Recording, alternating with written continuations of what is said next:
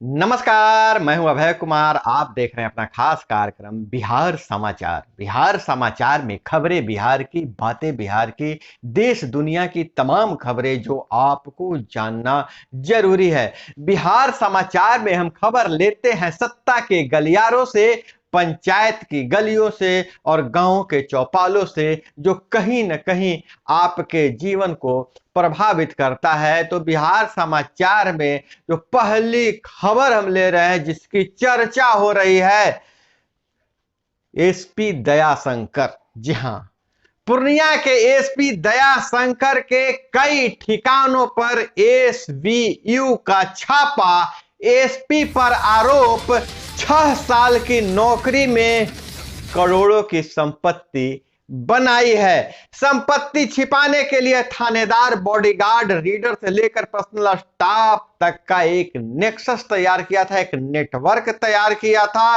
वहीं बेनामी संपत्ति, हवाला और मनी लॉन्ड्रिंग के भी सुराग मिले हैं। कलेक्शन और ट्रांजैक्शन का की चेन बनाकर रखा हुआ था। एसपी की संपत्ति बिहार से बाहर भी है, पुणे पर नजर गड़ाई हुई है और छापा पुणे में भी पड़ेगी। जैसा कि हम आपको बता दें कि एसपी दयाशंकर एक अपने कारोबारी मित्र, बिल्डर मित्र के साथ उनकी दोस्ती थी और 6 साल की इस नौकरी में अपने परिवार के नाम से, अपने मित्रों के नाम से, अपनी पत्नी के नाम से करोड़ों की बेनामी संपत्ति अर्जित किया। अब एसवीयू के निशाने पर है, छापा पड़ गया है। और वहीं जेपी के बहाने नीतीश कुमार का भाजपा और आरएसएस पर निशाना। हम बड़ा हमला बोला है। प्रधानमंत्री और भाजपाइयों को आजादी के लड़ाई और जेबी मूवमेंट के बारे में कुछ नहीं पता, कुछ भी बोलते रहते हैं, नीतीश कुमार ने कहा है। और भीड़ से पूछा नीतीश कुमार ने, बापू की हत्या किसने की? भीड़ से आवाज आई, आरएसएस। मुख्यमंत्री नागालैंड में जेपी जयंती में शामिल हुए। कहा, झगड़ा लगाने वाले भाजपा जेपी को मानने वाले कैसे हो सकते हैं? इनके चक्कर में नहीं पड़ना है। वहीं दूसरी तरफ जेपी आंदोलन से उपजे नेताओं को सत्ता के लोभ में कांग्रेस की गोद में बैठने का आरोप लगाया है। अमित शाह ने, गृह मंत्री अमित शाह ने लोक नायक जयप्रकाश नारायण की जयंती समारोह में सीता बदियारा पहुंचे गृह मंत्री अमित शाह ने नीतीश कुमार पर किया जोरदार हमला। बिहार को अपराधीकरण खोखला कर रहा है, सीएम योगी का बयान है। और वहीं जेपी के सपनों को साकार कर रहे हैं मोदी, ऐसा अमित शाह ने कहा है। और वहीं उपचुनाव की बात करें तो गोपालगंज में त्रिकोणीय मुकाबला, भाजपा, राजद व बसपा में टकराव होगा। गोपालगंज में लालू की सरहज, इंदिरा भी चुनाव लड़ेगी, जहां बसपा के सीट पर साधु यादव की पत्नी यानी लालू यादव की सरहज इंदिरा चुनाव लड़ेंगी। वहीं राजद ने अपने उम्मीदवार मोहन प्रसाद गुप्ता को बनाया है, बेस्ट उम्मीदवार उतारा है। और वहीं अगर हम बात करें तो पहले ही राजद मोकामा से अनंत सिंह की पत्नी को उम्मीदवार बना दिया है। और इधर अगर हम बात करें तो भाजपा ने कुसुम देवी को उम्मीदवार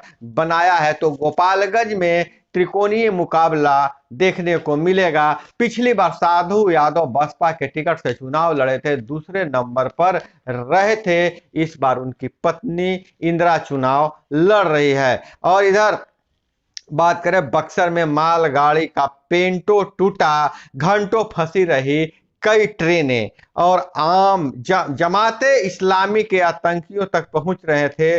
अल हुदा ट्रस्ट के पैसे एनआईए ने जम्मू कश्मीर में आतंकियों के लिए फंडिंग जुटाने वाले मॉड्यूल पर किया खुलासा। वहीं भागलपुर से खबर आ रही है, बच्चे को छोड़ने गई महिला से 15 लाख के जेवर लूटे गए। और इधर जस्टिस चंद्रचूड़ अगले सीजेआई होंगे।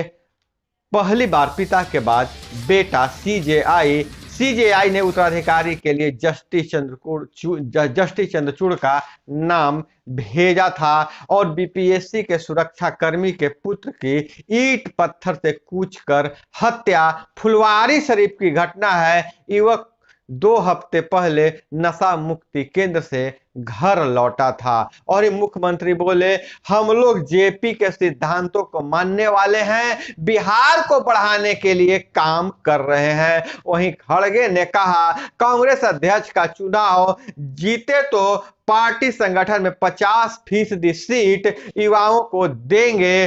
पीसीसी बिहार कांग्रेसी डेलीगेट्स ने से अपने पक्ष में वोट करने की अपील किया। और बहुत बड़ी खबर आ रही है रोजगार से।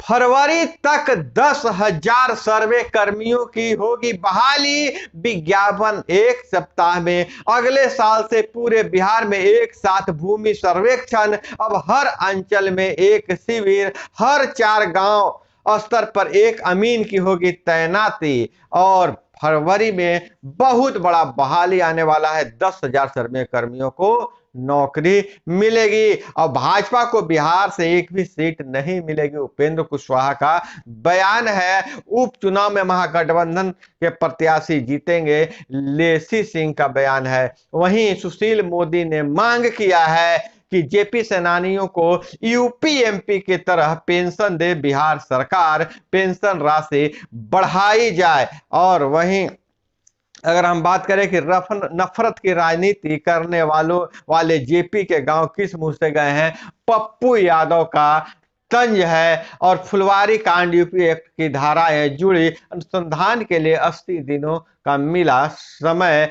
और वहीं पंचायती राज विभाग ने अब बिल्कुल साफ कर दिया है कि छठ से पहले किसी प्रकार का राशि पंचायतों को नहीं निर्गत किया जाएगा। लेकिन उससे पहले ग्राम पंचायतों को, वार्ड ग्राम समिति के सदस्यों को, जो पुराने वाले हैं, उनको अपनी उपयोगिता प्रमाण पत्र जमा करना पड़ेगा। हालांकि जो पहले से चल रही स्ट्रीट लाइट योजना चलती रहेगी और स्वच्छता अभियान के लिए कई इंफ्रास्ट्रक्चर पंचायतों में बनाए जाएंगे और बनाए जा रहे हैं। और जल्द ही वार्ड सदस्यों के खाते में स्वच्छता अभियान की राशि दे दी जाएगी। और इधर बात करें, अहमदाबाद गए हाई कोर्ट के अधिवक्ता के घर से चोरों ने 5 लाख के गहने अब 22,000 कैश उड़ाए। दानापुर कोर्ट हाजत से फरार कुख्यात विवेक पर एक और मामला दर्ज। और 11 विश्वविद्यालयों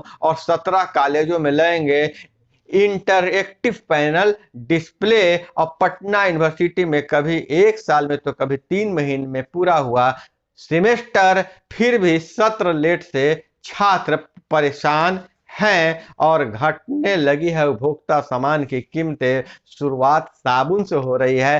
पाम ऑयल सस्ता होने पर दाम कम करने लगी है कंपनियां। और इधर जहां पूर्णिया में एसपी पर छापा पड़ा है, एसपी के आवास पर छापा पड़ा है, वहीं कार्रवाई हुई है। कैमूर का आरक्षी अवैध धंधेबाजों से रंगदारी वसूलता था और गिरफ्तार। आरक्षी नवादा के बरौन का रहने वाला है और पहले भी जा चुका है जेल। आरोपी आरक्षी के पास से 2 मोबाइल व डायरी बरामद। वह अवैध धंधा करने वाले, शराब बेचने वाले और अन्य लोगों के पास जाकर रंगदारी वसूलता था। और वहीं अगर बात करें ज्योतिर्लिंगम ट्रेन से स्वदेश दर्शन। और पीएम मोदी ने उज्जैन में महाकाल